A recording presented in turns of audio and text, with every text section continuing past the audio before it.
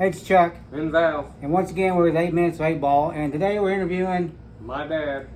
Mr. Warren Batts. He's over here. We were back in a moment. Thanks. Posing. Yeah, part 2. Go ahead. Carry on. Part 2. So later on in life, during a lot of the high schools used to do,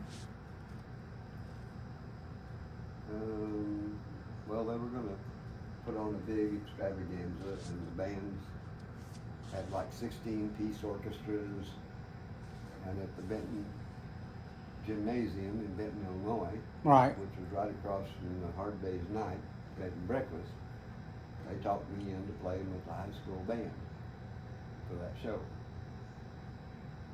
And then later we were going to have a big George Harrison festival, but the city fought tooth and toenail to not let them do.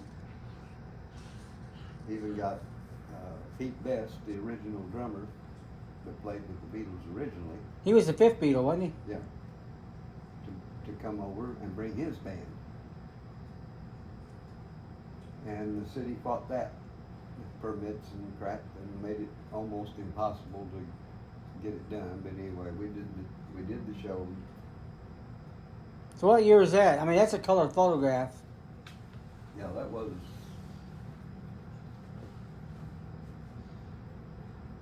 I can't even remember. It's early 90s, I think, wasn't it? It had to be the 90s. All right. Uh, Yeah, you're on your back right there, upside down, ain't you? yeah. Now we know where Val gets all that at. Well, as you can see, I was running towards him. Right. And he's the band leader, and he comes toward me, and then I slid down right underneath him, you know, I went right between his legs, popped back up. That was back when I still had enough energy to do that shit. Right.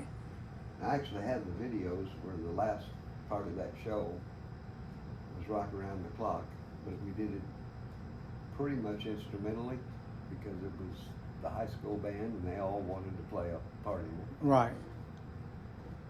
And of course I did a wild ass lead and all that stuff, but the ending was supposed to be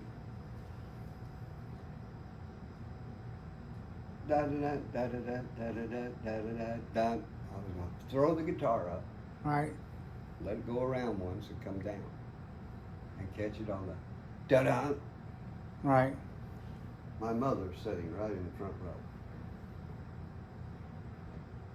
Earlier in that show, I was on my back and I did some rocking things where my feet are in the air, and I crushed the receiver for the wireless.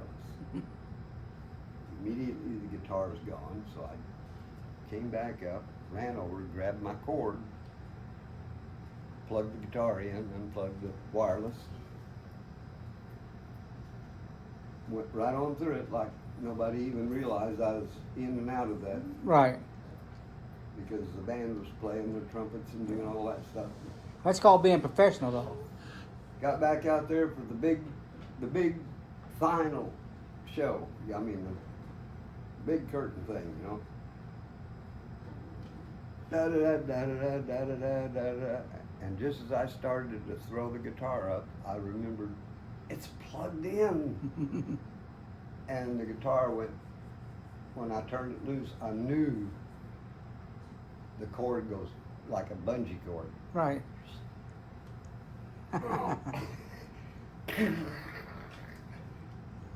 Everybody thought it was part of the show. That poor old Fender guitar didn't survive it. That was really funny, and it's all on a video. I've got a DVD of that show. Well, good deal. I need to put it on for something someday. These are the guys that played with George. They're both passed away, and there's our stuff setting up behind. That's where y'all cut out then, wasn't it? So we quietly loaded our stuff up and hauled ass. Illinois still calls me every time they do anything with a Beatle thing. Right. And what is it? they call that the Tourist Commission. I did videos for the Tourist Commission. Right.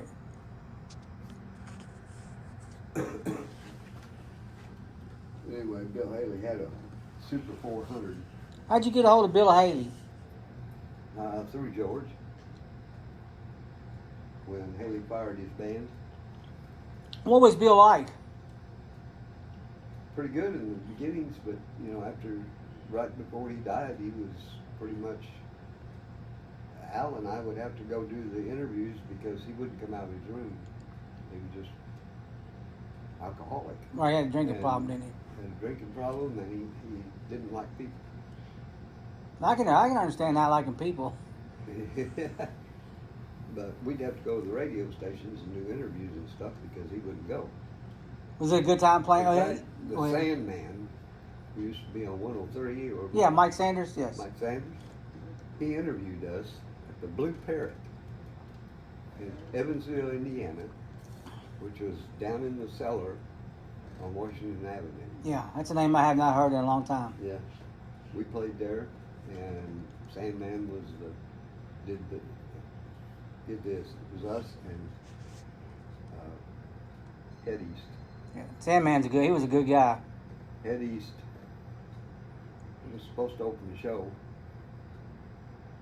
and one of their very first numbers, Roger, the keyboard player, always grabbed his, I forget the name of that keyboard, but anyway, it was a heavy keyboard, and he would grab it and he'd put it over his head. And he put it over his head and went like that, and it hit the ceiling, knocked all the tiles down around him, and shit started falling out of the ceiling, and there's never been any reason for it. Well, he walked right into that one, didn't we? Yeah. But, I had known Roger and Head East since Sparta days, and when we were just bands, just like REO. I mean, Right. REO was a band that played in Southern Illinois under the One-Eyed Jacks, and they played a place called the Cave and Heron, and other places around Southern Illinois, and later on became REO Speedwagon. Yeah, named after a fire truck, wasn't it? Yeah. Yeah. That was a brand of fire truck. But anyway, and I still keep up with Gary till he died, and then the guitar player that's kind of took over Gary's position, which nobody could replace Gary. Right. I don't care what they say. He's tried and he's done good, but he's just not Gary. He doesn't have the personality, the charisma that Gary had. Gary liked guitargans, and so did I, when we were young playing the Southern Illinois. We traded guitargans a lot and helped each other fix their guitargan when it went belly Right. up, because they went belly up a lot. They weighed 100 pounds. They had a Baldwin organ built into them inside a guitar. So you can imagine how heavy that Oh, is. yeah. In fact, I've got some pictures from the lounge in Benton where I had that guitargan on. But boy, I loved that sound of that guitar. The B3 in that was just excellent. Did it have a harp built into it?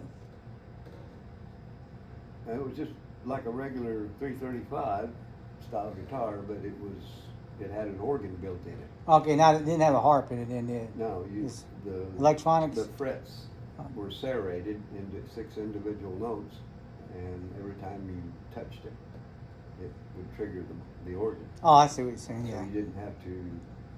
The bad thing was when you tried to bend it, sometimes the strings would get hung in between those little fretty things, and that's what destroyed them. I mean, guitar players just wouldn't accept them. Boy, they had a sound. What was a sound?